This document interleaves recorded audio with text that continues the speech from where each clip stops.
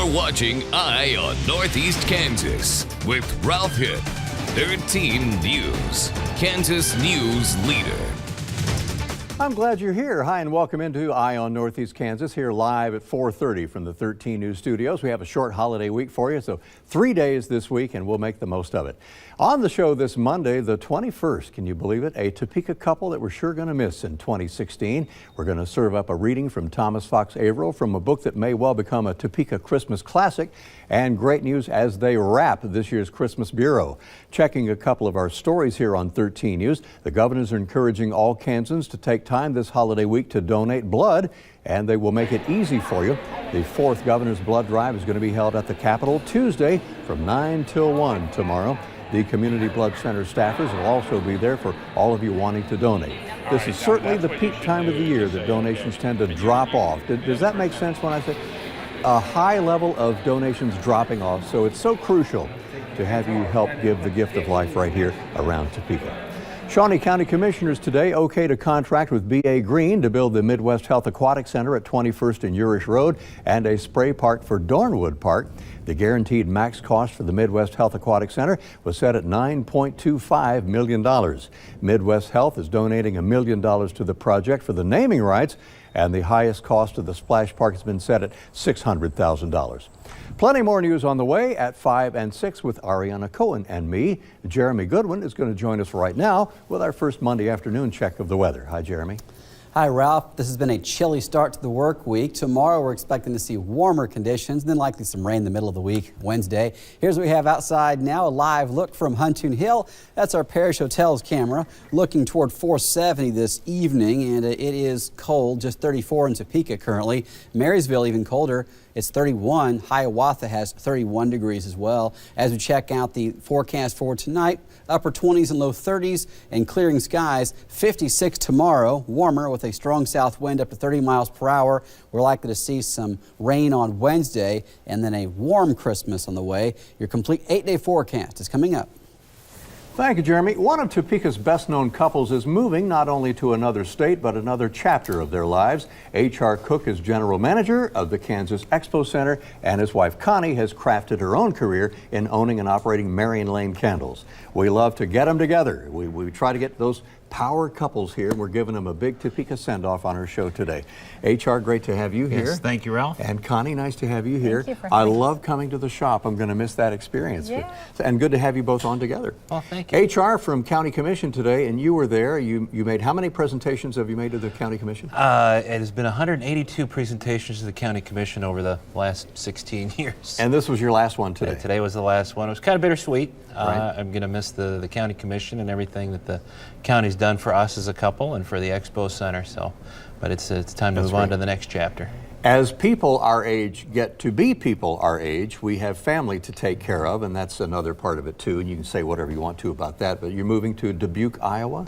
Yes, we're relocating to Dubuque, Iowa to be a little bit closer to Connie's mom, who lives in Peoria, so we'll be about an hour and a half away. Hour and a half away. Okay. And it's, you know, we've relocated 4 times since we've been married, and every time it's been for my job. And this time it's something that we can do together and be a little bit closer to family. And Topeka's been a great home for us. We've raised all of our kids here, and we'll be returning quite often. But you know, it's time to slow down a little bit. Slow down and move on. Take care of family. By the way, Connie's going to have her own segment in just a moment after the break here, but you will still be in a new capacity managing the Expo Center here in Topeka with SMG, and how's that going to work?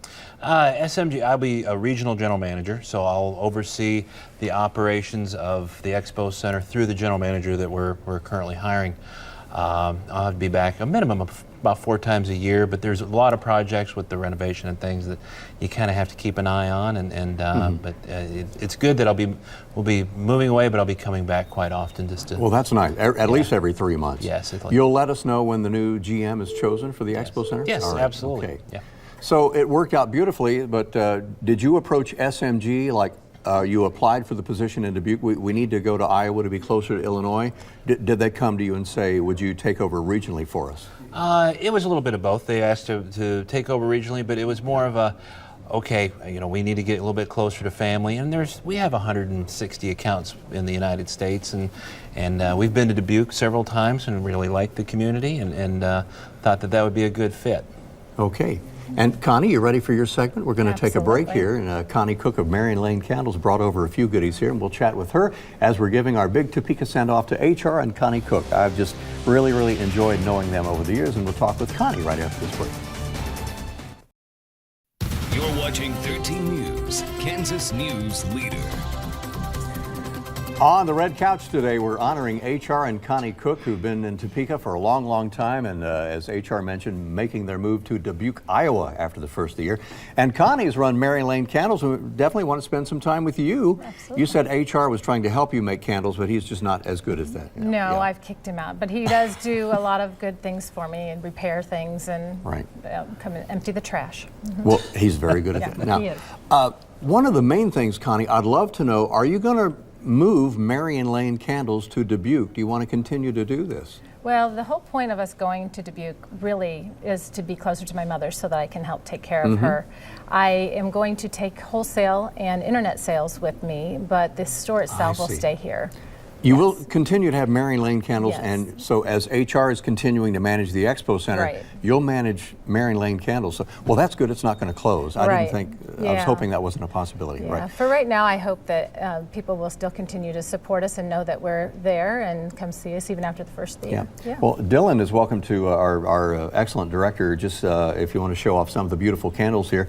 So the internet, what would be the website if we want to continue to get Marion Lane Candles? It is MarionLaneCandles.com, and it's just make sure Just you as simple as that? Okay. Yeah. Beautiful stuff here. You're in Brookwood Center. How was it moving from downtown to the Brookwood Center area and around 29th and Gage? Yeah, it's for a you? completely different time of day that we are busy and different Really? type of customer base because it's a lot of families, not as many business working, walking during the day type of thing. But they do come see us after hours. And it's really a great neighborhood shopping center. And there's so many new things at Brookwood that it was a great fit for us. So you don't have to clear out the store and just do the No. warehouse and internet, as you said, Yeah. from Dubuque, Iowa. Yep.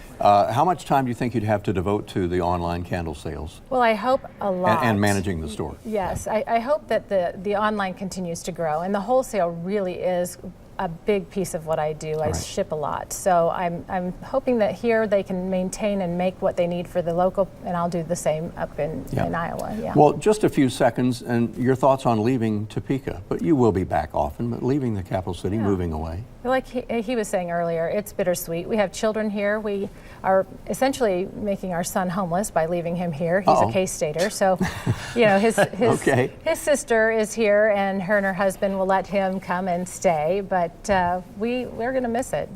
But we'll be back. We have kids and lots of friends. Just a great, great city, isn't Yes, it? It's like I thought absolutely. I'd be here for a little while, and it's been about 25 years. Just love Topeka Yeah. and love having you both on the show. But Ralph, I want to thank you for allowing us on the show all these years and everything that you've done for the community and WIBW. Great. And we've lived in a lot of places. We've never seen a TV station do what you guys do. Appreciate that. And we love having the red couch back and love Thank having you you. on it today. Yes. And come see us when you're in town. Oh, we will, That'd be absolutely. great. All right. HR and Connie Cook, and we'll be back after a check of Jeremy's weather with Thomas Fox Averill and a year-old book that's bound to be a local classic after this. Thanks, guys, for being A family found their basement flooded after a contractor's equipment broke a water line, and nobody came to help. He called 13 on your side, and after our story, the contractor agreed to pay for the damages. Problem solved. 13 News on your side. This is your 13 weather forecast with Jeremy Goodwin. Yeah.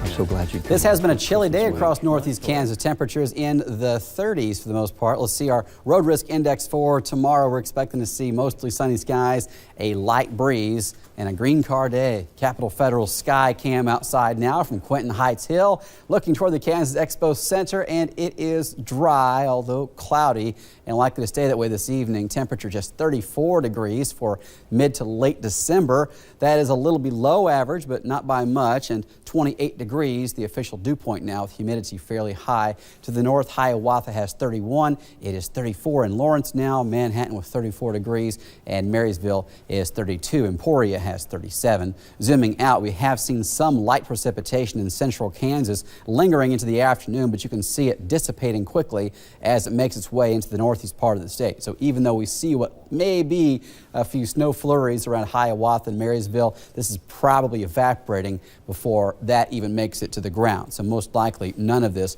making it to the surface. Tonight's low temperatures, upper 20s and low 30s. Tomorrow looks to be a much warmer day with high temperatures deep into the 50s. We could even chase 60 in a few locations. And then looking at some rain moving in on Wednesday. Temperatures should be too warm on Wednesday for any snow, but as we get into a midnight Tuesday night into Wednesday morning, here comes this next wave of rain possible, and this will stay with us much of the day from morning into the afternoon and then out of here by the afternoon hours. Thursday probably dry, and then Friday is, of course, Christmas Day, looking to be dry and mild for this time of the year, probably close to 50. So tonight, 31, mostly clear skies, so clearing skies late, no chance of any rain or snow. Today, tonight, or tomorrow, we'll see that high in the mid-50s, south winds at 15 to 30 miles per hour, so gusty. And the 8-day forecast. Again, we have this chance of rain Wednesday. Temperatures won't drop very much, high of 50 on Thursday.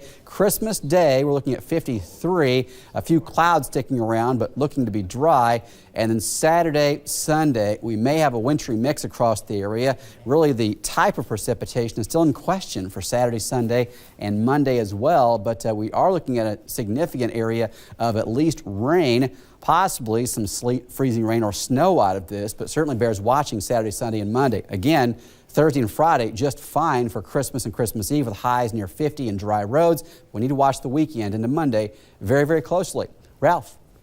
Thank you, Jeremy. I'm so delighted this Christmas week on our show to welcome Thomas Fox Averill, he of Washburn University English Department, and his book from 2014 is now celebrating its first anniversary, A Carol Dickens Christmas. Thomas Fox Averill is with me on the red couch today. Tom, it's great to see you again. One of the things I loved about going through, and I got, last Christmas I read about half of it and maybe can finish it this holiday season. I loved how reading a book, it's in your hands, you've got Topeka landmarks and some wonderful characters, but they're mentioning the Seward Bridge or the Oakland section of the city that's in an actual book, and I love that part of it too. What is it about? Well, Carol Dickens Christmas is about two characters, Carol Dickens and her son Finn. Carol happens to be a reference librarian at a small university in Topeka, Kansas. Finn happens to be a senior at Topeka High School who is graduating early, and at semester he'll be gone. So it's Carol's last best chance to give him the last best traditional Christmas that she possibly can. And so it's really a book about the conflict between traditions and transitions. Right. And Finn is an independent kind of guy. Like Charles Dickens, he likes to walk at night. And I'll read a little bit from, one of his walks that mentions this very thing, because everything in the book about Topeka is what I love about Topeka. And that's one of the reasons I set it in Topeka, and sort of moving Charles Dickens' A Christmas Carol to Topeka. Finn walked, not to see, but to think. He liked being a shadow, a ghost, someone not quite seen. He usually walked for an hour or so, in all weathers, from the heat of Kansas Augusts to the bitter cold of its Decembers. He liked cold best, his breath billowing, a tangible trace of his life in the world.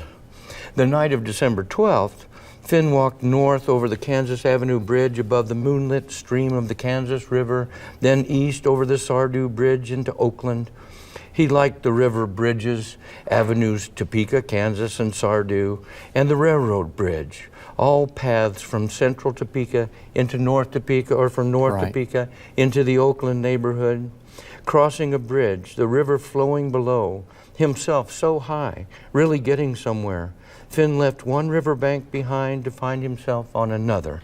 Each of these distinct areas of Topeka, Oakland with its Mexican-American community, East Topeka with its majority of the city's black minority, North Topeka with its flavor of the Ozarks, and the urban mix of Central Topeka were like different cultures, and most of the kids he knew from school never ventured from one to the other.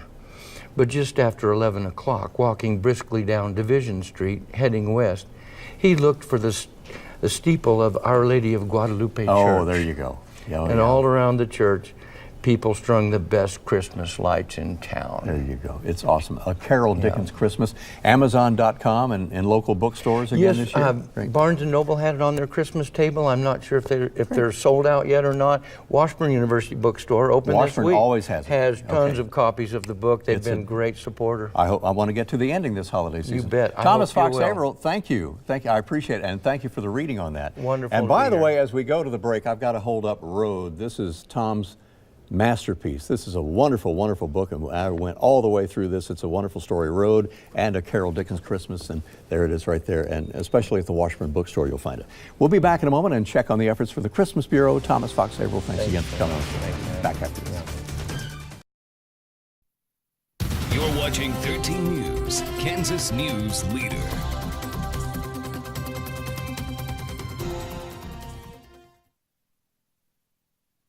We have two Big Bang Theory episodes at 7 and 7:30, followed by Supergirl at 8 o'clock tonight, and then Scorpion, followed by Ariana and me on 13 News at 10.